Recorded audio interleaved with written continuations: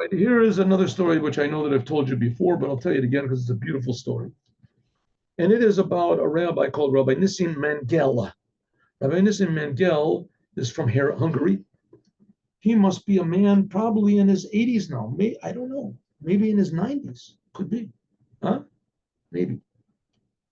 I saw him a few years ago, I think, and he's healthy, looks good. May God give him a long, healthy life. And when he was a young boy, I guess he was probably like 12 years old, 13 years old, something. As the Germans attacked Hungary, they took over Hungary. Hungary was taken over near the end of the war in like 1945, and they were all sent to Auschwitz.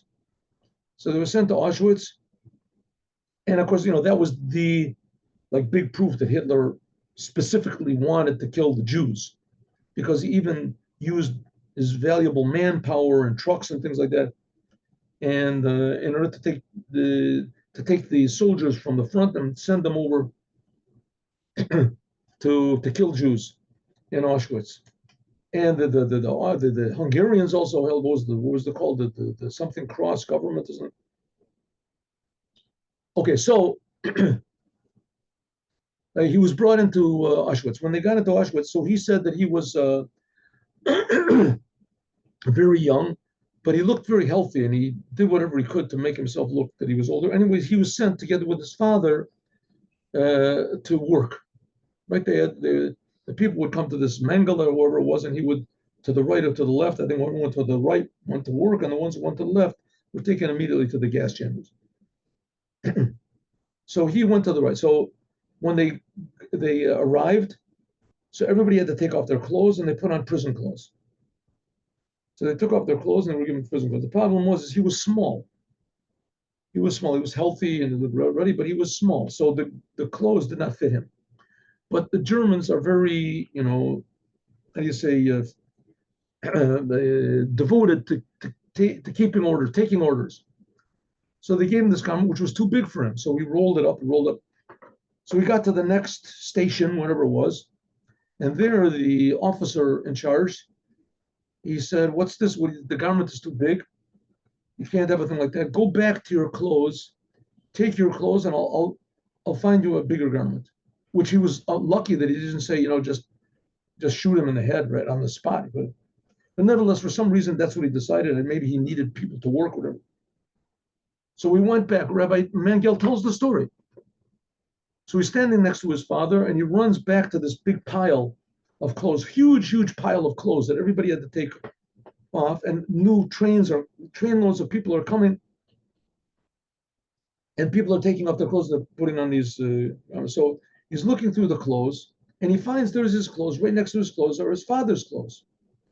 So he takes off one of the guards says, "What are you doing?" He says, "I was sent by, Commander Fritz," or whatever the guy's name is. Oh, everybody here's the, General or Colonel Fritz. So everybody is so okay, whatever. They're experts at taking orders. So he looking through this, so he finds his clothes, and he puts on his clothes, and he finds his father's clothes, and he starts feeling in the pockets, and he feels there's 2 bags in the pockets that his father had taken. And so, his father realized that they were going to go into, taken to the Auschwitz. People didn't exactly know what was going to happen there, but they knew it wasn't good. They saw that Nazis were killing people in the streets, so they knew that, they didn't mean any good. So he took these 2 bags. And so he ran back to put them in his pocket, and he ran back to his father with his regular clothes on. And when nobody was looking, so he got his father's attention, and he gave him one of the bags to look at. Couldn't give him both bags. So he gave him one of the bags, and his father, what do they call it, surreptitiously, without arousing attention, opened up the bag, and he looked inside, and there were some sardines that he had taken in the bag. So his father was very happy, because he realized that these sardines could be the difference between life and death. They're starving. The Germans could be that they were going to starve them. Well, he didn't know, which in fact, that's what happened.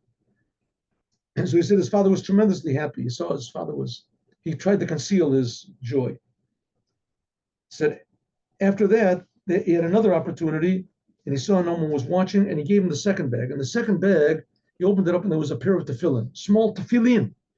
And he said the joy of his father was incomparable. Tears came running down his eyes from joy. I mean, that's not noticeable because everybody over there was crying anyway, remembering their family. So tears were coming down from his eyes, and he put it into his pocket. He said afterwards, the word got around somehow or other that his father had these tefillin, and the Jews would line up in the nighttime because you couldn't put on tefillin in the daytime. They took you out to work. You were working the whole day. The only time that you weren't under strict surveillance was in the nighttime. And so, in their barracks, so everybody would put on tefillin for, like a half a minute. They would just put on the tefillin. You couldn't say a blessing. It was in the nighttime. You're not supposed to say a blessing. They would put on the tefillin and they would say Shema Yisrael. And people would line up. Everybody put on, like a half a minute, whatever.